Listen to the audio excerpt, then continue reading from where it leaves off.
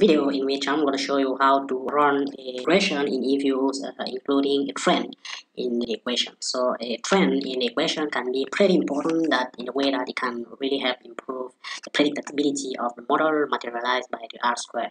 So it's the first time you are watching one of my videos, do not hesitate to subscribe to the YouTube channel and then activate the notification bell so that you cannot lose my next videos. So let the like, it will be a pleasure that the effort we are making helping you improve your skill. Statistical model for social sciences. So to estimate a trend, as I told you in the equation, it's very simple. So let us look at our series. We can see that our series evolved in a linear manner so that you can think that there's a trend in our series. So let us first estimate our model without a trend by going on a quick estimate equation.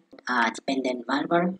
Here is a dependent variable following by the constant and the independent variable. Then click on OK, and we can see that our equation, independent variable is significant, meaning that the independent variable influence significantly on the dependent variable. But in the second term, R square of our model is in the order of 5%, 0.005334, meaning that R square is very slow. 5% of fluctuation can be explained by our model. That is not a good metric model.